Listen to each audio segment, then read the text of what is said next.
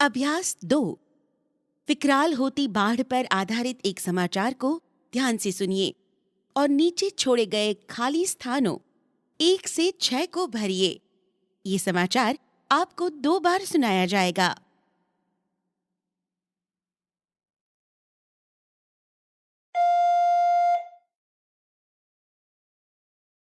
देश की उत्तरी सीमा पर बाढ़ के जो शुरुआती संकेत दिख रहे थे, वे अब विकराल रूप लेने लगे हैं। पिछले 3 दिनों में कम से कम 17 लोग इसके शिकार बन चुके हैं। 14 जिलों के ज्यादातर इलाके पानी में डूब गए हैं। मेघना, ब्रह्मपुत्र और गंगा उफन रही है। इन नदियों का जलस्तर काफी बढ़ गया है, क्योंकि अव्वल तो पीछे से काफी बड़ी जलराशि आ रही है और फिर लगातार हो रही जोरदार बारिश उनमें और इजाफा कर रही है। अपनी जान की सलामती के लिए महफूज जगहों की तरफ लोगों के पलायन की खबरों के अखबार अटे पड़े हैं। उनमें जो तफसील छप रही है, वे दिल को चाक चाक करने वाली है। हालात की गंभीरता को बढ़ा चढ़ाकर नहीं पेश किया जा सकता, मगर यदि नदियों के जलस्तर में और अधिक बढ़ोतरी होती है तो स्थिति काफी बिगड़ सकती है। जाहिर है उस सूरत में सैलाब की जद में और ज्यादा इलाके आ जाएंगे। इसलिए फौरी चुनौती बाढ़ के लिहाज से जोखिम वाले इलाकों में पानी को रोकने संबंधी उपाय करने और जो लोग पहले ही बाढ़ के शिकार बन चुके हैं उन तक राहत पहुंचाने की है। इस बात की हर मुमकिन कोशिश होनी चाहिए कि जानमाल का नुकसान कम से कम हो। पानी में फंसे लोगों को सुरक्षित जगहों पर पहुंचाया जाए, उन्हें जरूरी बुनियादी चीजें मुहैया कराई जाए और फिर पानी उतरने के बाद उनके पुनर्वास का प्रबंध हो। जैसा कि अनुमान लगाया जा रहा है, बाढ़ का पानी इन इलाकों से 1-2 हफ्ते में उतर जाएगा, तो उसके बाद बड़े मुद्दों पर विचार करना होगा, खासकर बांग्लादेश में बाढ़ की बढ़ती बारंबारता और उसे लेकर हमारे रवैये पर। अब तक सरकार ने इस संदर्भ में जितने भी कदम उठाए हैं, उनमें से ज्यादातर अपर्याप्त साबित हुए हैं। बाढ़ से निपटने के लिए अल्पकालिक नीतियां बनाई जाती रही है, लेकिन हमें यह समझना होगा कि बाढ़ सिर्फ भारी बारिश की उपज नहीं है, बल्कि पीछे से आने वाले जल प्रवाह की देन है। यह एक बेहद जटिल मसला है, जिससे जमीन का इस्तेमाल, नदी प्रबंधन और बाढ़ सुरक्षा तंत्र गहराई से जुड़े हैं।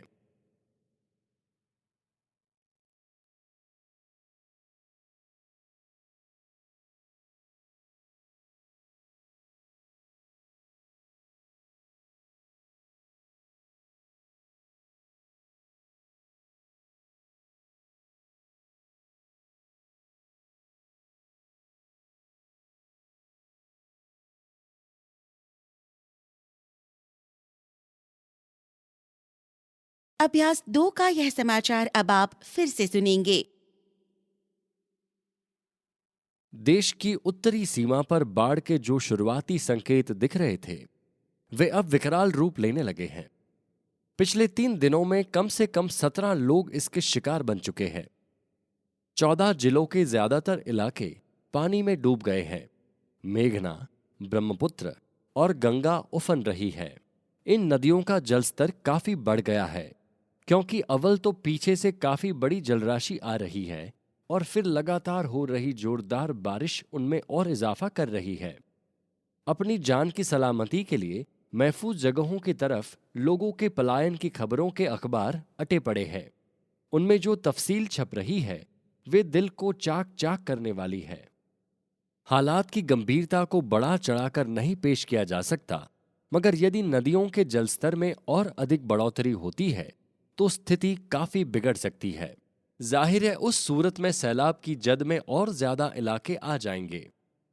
इसलिए फौरी चुनौती बाढ़ के लिहाज से जोखिम वाले इलाकों में पानी को रोकने संबंधी उपाय करने और जो लोग पहले ही बाढ़ के शिकार बन चुके हैं उन तक राहत पहुंचाने की है। इस बात की हर मुमकिन कोशिश होनी चाहिए कि जानमाल का नुकसान कम से कम हो। पानी में फंसे लोगों को सुरक्षित जगहों पर पहुंचाया जाए, उन्हें जरूरी बुनियादी चीजें मुहैया कराई जाए और फिर पानी उतरने के बाद उनके पुनर्वास का प्रबंध हो। जैसा कि अनुमान लगाया जा रहा है, बाढ़ का पानी इन इलाकों से 1-2 हफ्ते में उतर जाएगा, तो उसके बाद बड़े मुद्दों पर विचार करना होगा, खासकर बांग्लादेश में बाढ़ की बढ़ती बारंबारता और उसे लेकर हमारे रवैये पर। अब तक सरकार ने इस संदर्भ में जितने भी कदम उठाए हैं, उनमें से ज्यादातर अपर्याप्त साबित हुए हैं। बाढ़ से निपटने के लिए अल्पकालिक नीतियां बनाई जाती रही है, लेकिन हमें यह समझना होगा कि बाढ़ सिर्फ भारी बारिश की उपज नहीं है, बल्कि पीछे से आने वाले जल प्रवाह की देन है। यह एक बेहद जटिल मसला है, जिससे जमीन का इस्तेमाल, नदी प्रबंधन और बाढ़ सुरक्षा तंत्र गहराई से जुड़े हैं।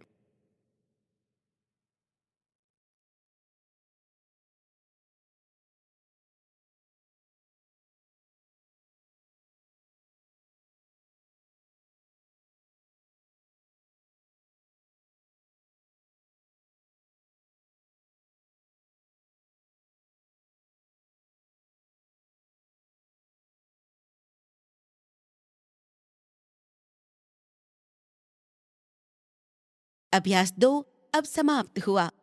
थोड़ी देर में आप अभ्यास 3 सुनेंगे। अब आप अभ्यास 3 के प्रश्नों पर ध्यान दीजिए।